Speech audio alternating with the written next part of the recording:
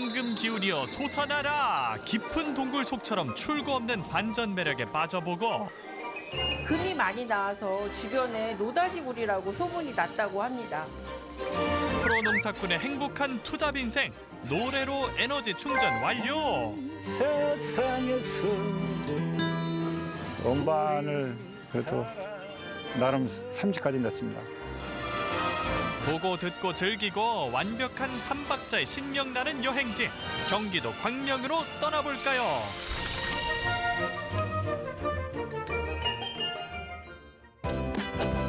언덕처럼 나지막한 산들이 남북으로 뻗어있는 광명시 중심부. 산 중턱으로 사람들 발길이 끊임없이 이어지고 있는데요. 무슨 건물이 있는 것도 아닌데 사람들이 도대체 어디로 사라지는 걸까요? 가까이에서 보니 산속에 숨겨진 건 바로 동굴이었네요. 그런데 어디선가 불어오는 시원한 바람. 올라오자마자 딱 느껴지는 게 시원함이 나거든요. 이 바람이 뭐 에어컨을 틀어놓은 건가요? 여름에는 관람객들이 저 앞에 쓰시면은 아 에어컨 틀어놨구나라고 말씀을 하시는데 에어컨을 틀어놓은 건 아니지만 늘 항상 똑같은 온도를 유지하고 있어서 여름은 시원하게 겨울에는 따뜻하게 관람하실 수 있는 곳이 광명 동굴의 특징입니다. 실제로 방문객 중에서도 소식 빠른 분들은 긴팔을 챙기셨는데요. 내부에 들어가 보니 직원들의 옷차림은 벌써 겨울입니다. 긴 시간을 있다 보니까 춥잖아요. 그러니까는 추위를 오래 견디려면은 두꺼운 걸 입어야지. 마치 거대한 냉장고 같은 이곳. 그래서 78년부터 2010년도까지는 소래포구의 새우젓을 숙성하는 동굴로 활용을 했습니다. 새우젓이 10도에서 15도 사이에 둬야 숙성이 잘 되는데 그 온도에 잘 맞아가지고 3,000톤 가까이 이제 새우젓이 이곳에 보관이 되어 있었어요. 그렇다면 동굴의 과거는 바로 새우젓 숙성 창고라고 하기엔 지금의 모습이 너무 화려한데요. 들어서자마자 눈을 뗄 수 없게 만드는 휘황찬란함. 우주 공간처럼 꾸며진 워물 광장을 지나면 미다스의 손이 훑고 지나간 듯 번쩍번쩍 황금빛으로 물든 길까지 나타납니다. 그런데 동굴에 웬 황금이죠? 1912년부터 72년도까지 금운동 아연을 캐던 광산이었어요. 그래서 여기 보시는 광부분들이 60년간 7.8km의 갱도를 만든 곳입니다. 사실 광명 동굴의 본질은 새우젓 창고도 단순한 테마 동굴도 아닙니다. 일제강점기에 자원수탈을 목적으로 개발돼 광물을 채굴하던 광산. 당시 채굴된 금의 양만 해도 50kg이 넘었답니다. 일제강점기에는 금이 많이 나와서 주변에 노다지굴이라고 소문이 났다고 합니다. 실제 그 메인 관람지 안에는 금이 있다고 얼마 전에 그 금속학회 그 연구자분들이 슬쩍 말씀을 해주고 가셨습니다.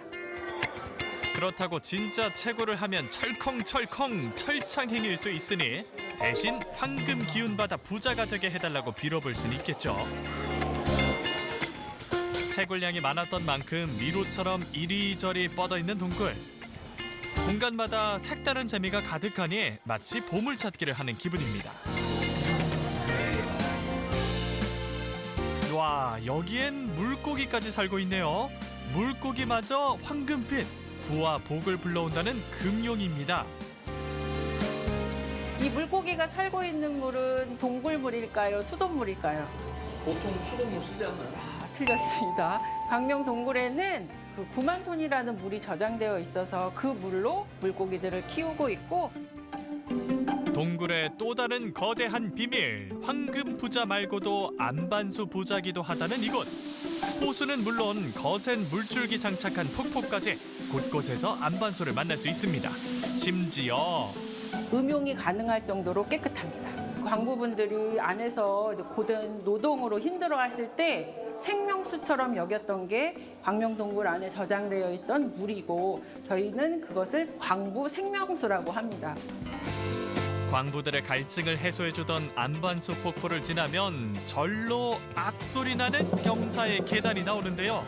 와, 보기만 해도 정말 아찔합니다. 광물이 이동하는 길이었던 사선으로 뚫려 있는 갱도라 경사가 35도 또 뭐 45도라서 그 위에 관람동선을 만들어서 경사가 좀 급합니다. 그런데 계단만 경사가 심한 게 아닙니다. 벽 안에 뚫린 이 구멍은 또 뭐죠?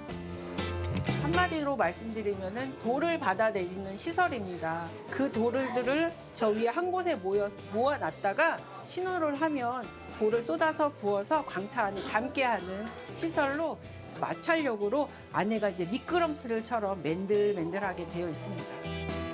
컴컴한 동굴 안에서 노다지를 꿈꾸며 희망을 품었던 광부들의 애환까지 광산의 흔적이 고스란히 남아있는 공간.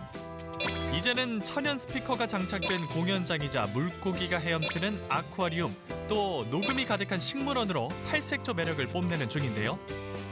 색깔도 여러 가지 컬러들이 색깔 바뀌는 레이저로 여러 가지 색깔을 이렇게 낼 수 있다는 게 너무 신기했고 저희 딸이랑 관람할 수 있어 너무 좋았던 것 같아요.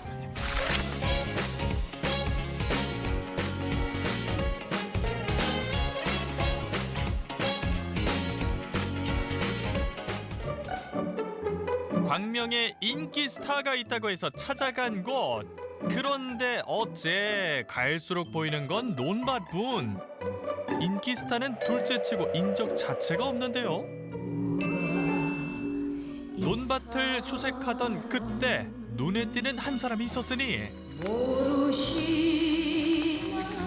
지금 뭘 그렇게 열심히 하고 계시는 거예요? 지금요? 노밭에 잡초를 뽑고 있습니다. 이렇게 넓은데 혼자 하세요? 아내와 둘이 같이 합니다. 아내가 부재 중일 땐 오롯이 혼자 감당해야 하는 밭일. 그런데 한눈에 봐도 규모가 상당합니다.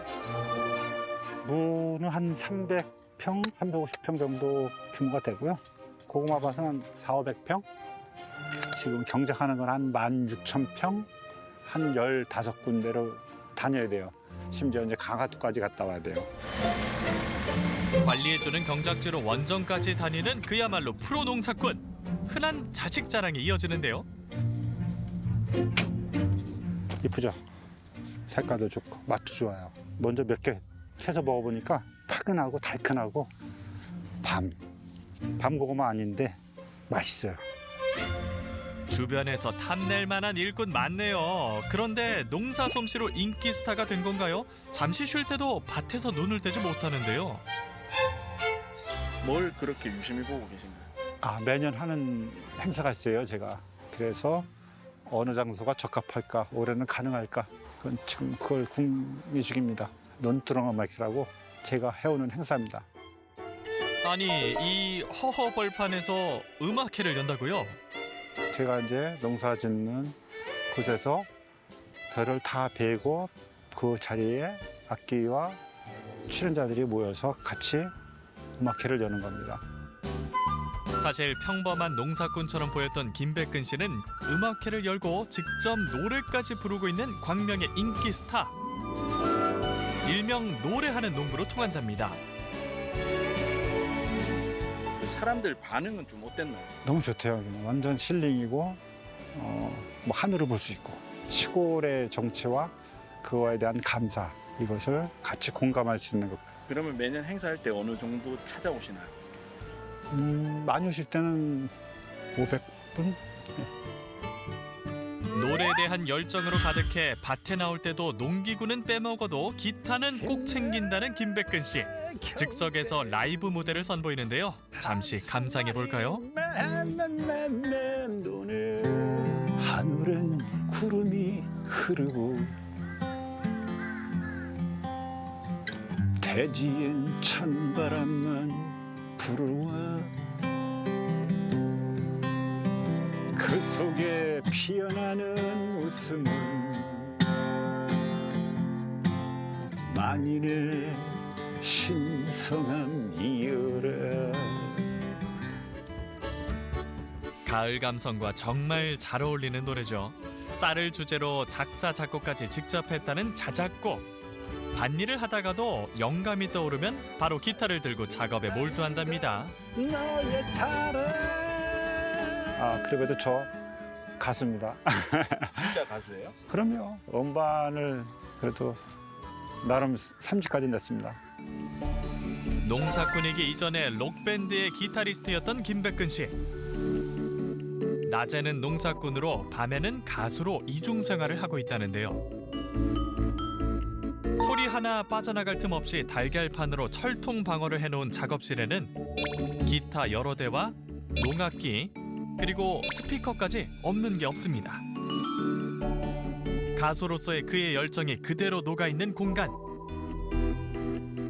밴드였는데 포리너라고 이제 이방이라는 이제 타이틀을 가졌어요. 세컨 기타 치다가 밴드가 이제 해체가 된 거예요. 고향이 여기였으니까 당분간만 이제 농사를 거들면서 있다가 나오자 이렇게 생각됐는데 1년 한 게 지금 39년이라는 농부의 생활이 됐고 직업이 됐습니다. 물론 고된 농사일을 하면서 음악까지 병행하는 게 쉽지만은 않았는데요. 매일 발성 연습하고 저 산에 가서 2시간, 3시간 이런 연습하면 12시간 넘어요. 거기서 막 졸다가 내려오고 다음날 또 새벽에 일하고 이런데 그게 꿈이라는 게 있어야 돼요. 자기가 절대적으로 뭐 갈망하는 것이 있어야지 그렇지 않으면 이 정도도 못 왔을 거예요 아마. 들어주는 사람이 단 한 명만 있어도 계속해서 노래를 부를 거라는 김백근 씨. 하루 또 그 속에서 늘 살아가네. 모든 계절의 봄, 여름, 가을 속에서 그 더위를 이겨낸 곡식이 연구는 것처럼 인생도 그런 것이 아닌가.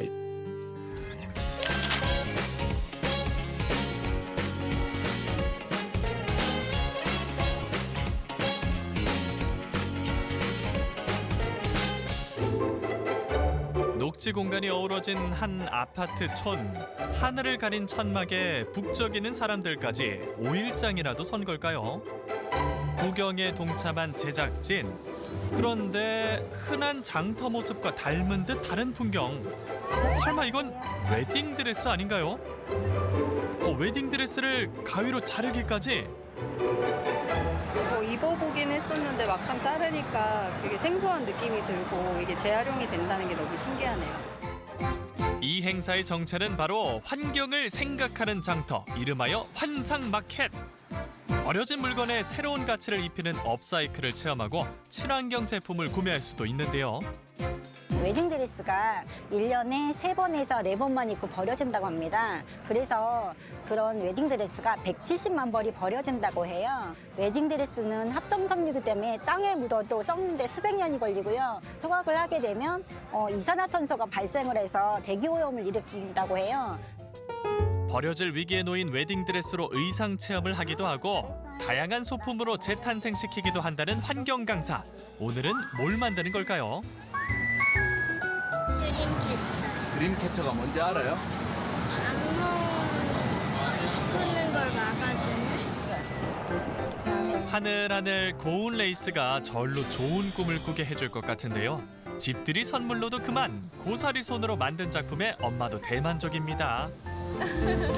딸이 관심이 많아요. 장바구니 꼭 이제 사용한다던가 아니면 재활용 이제 분리수거 잘 하는 그런 것들이요. 이곳에선 쓰레기를 새로운 물건으로 재탄생시키는 것은 물론 아예 쓰레기가 생기는 걸 원천 봉쇄하는 방법도 배울 수 있다는데요. 프라이팬까지 준비된 이 부스에선 또 어떤 체험을 하고 있는 걸까요?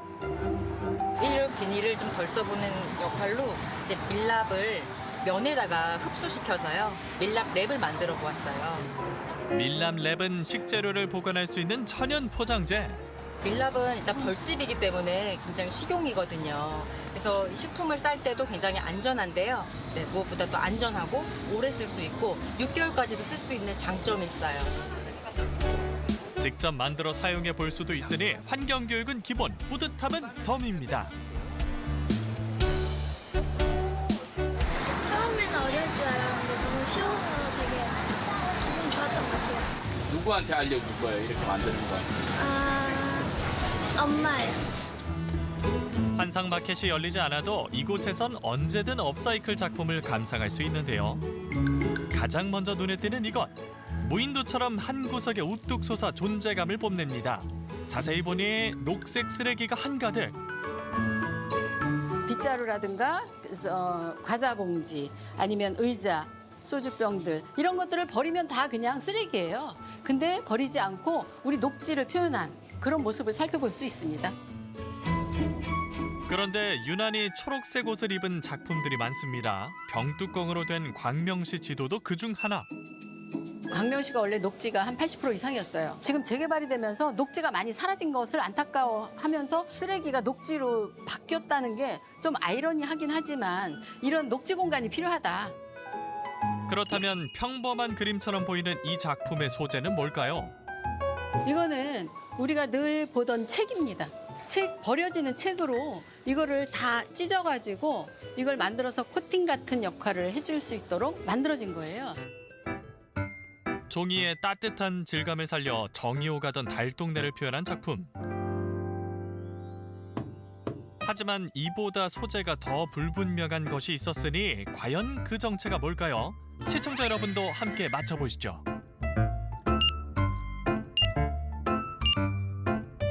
검정 비닐봉지를 녹여가지고 굳힌 거예요.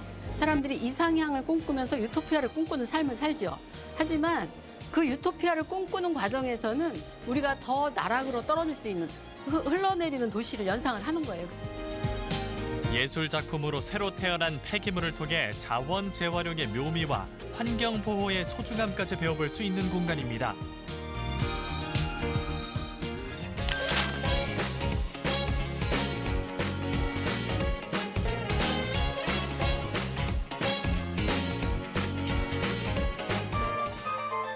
도시 재생의 진심인 광명시, 녹지 부자인 이곳에서도 계절의 변화를 가장 먼저 알 수 있다는 이곳은 바로 새빛공원입니다. 빗물을 저장해 놓은 저류지가 호수처럼 반짝이며 주변 풍경을 담아내고 푹신한 잔디 사이로 달콤한 꽃향기가 동행해주는 휴식처.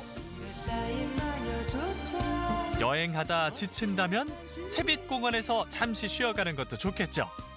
지금까지 경기도 광명이었습니다.